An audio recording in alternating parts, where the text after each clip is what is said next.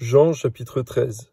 Avant la fête de Pâques, Jésus, sachant que son heure était venue de passer de ce monde au Père, ayant aimé les siens qui étaient dans le monde, mit le comble à son amour pour eux. Et après le souper, lorsque le diable avait déjà inspiré au cœur de Judas Iscariote, fils de Simon, le dessein de le livrer, Jésus, qui savait que le Père avait remis toutes choses entre ses mains, qu'il était venu de Dieu et qu'il s'en allait à Dieu, se leva de table, ôta ses vêtements et prit un linge dont il se ceignit.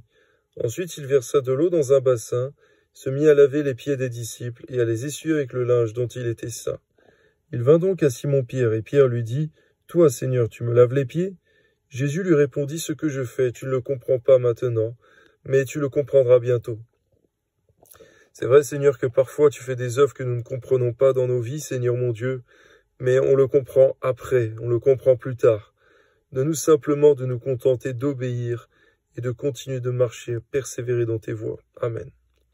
Pierre lui dit, « Non, jamais tu ne me laveras les pieds. » Jésus lui répondit, « Si je ne te lave, tu n'auras point de part avec moi. » Simon-Pierre lui dit, « Seigneur, non seulement les pieds, mais encore les mains et la tête. » Jésus lui dit, « Celui qui est lavé n'a besoin que de laver ses pieds pour être entièrement pur.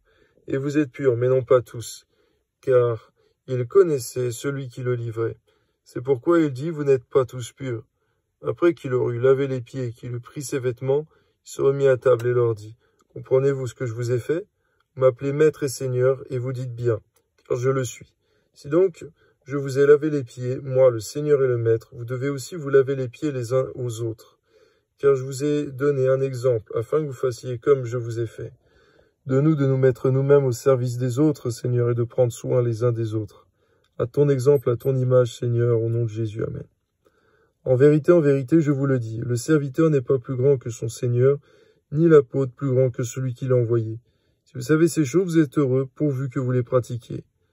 Ce n'est pas de vous tous que je parle, je connais ceux que j'ai choisis. Mais il faut que l'Écriture s'accomplisse. Celui qui mange avec moi le pain a levé son talon contre moi.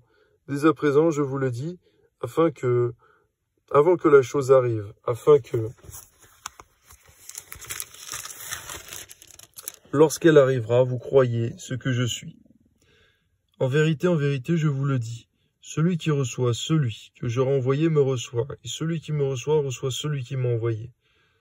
Ayant ainsi parlé, Jésus fut troublé en son esprit. Il dit expressément, « En vérité, je vous le dis, l'un de vous me livrera. » Les disciples se regardaient les uns les autres, ne sachant de qui il parlait.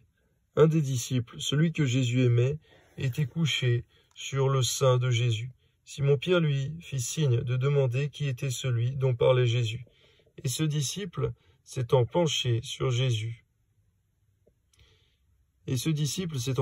la poitrine de Jésus, lui dit, « Seigneur, qui est-ce » Jésus répondit, « C'est celui à qui je donnerai le morceau trempé. » Et ayant trempé le morceau, il le donna à Judas, fils de Simon l'Iscariote. Dès que le morceau fut donné, Satan entra dans Judas. Jésus lui dit, « Ce que tu fais, fais-le promptement. » Mais aucun de ceux qui étaient à table ne comprit pourquoi il lui disait cela. Car quelques-uns pensaient que comme Judas avait la bourse, Jésus voulait lui dire « Achète ce dont nous avons besoin pour la fête », et qui lui commandait de donner quelque chose aux pauvres. Judas, ayant pris le morceau, se hâta de sortir. Il était nuit. Lorsque Judas fut sorti, Jésus dit « Maintenant le Fils de l'homme a été glorifié, et Dieu a été glorifié en lui. Si Dieu a été glorifié en lui, Dieu aussi le glorifiera en lui-même, et il le glorifiera bientôt. Mes petits enfants, je suis pour un peu de temps encore avec vous. Vous me chercherez, comme je l'ai dit aux Juifs, vous ne pouvez venir où je vais. Je vous le dis aussi maintenant. Je vous donne un commandement nouveau. Aimez-vous les uns les autres, comme je vous ai aimés. Vous aussi, aimez-vous les uns les autres. À ceux-ci, tous connaîtront que vous êtes mes disciples, si vous avez de l'amour les uns pour les autres. » Simon-Pierre lui dit, « Seigneur, où vas-tu » Jésus répondit, « Tu ne peux pas maintenant me suivre où je vais, mais tu me suivras plus tard. »« Seigneur, lui dit Pierre, pourquoi ne puis-je pas te suivre maintenant? Je donnerai ma vie pour toi. » Jésus répondit, « Tu donneras ta vie pour moi?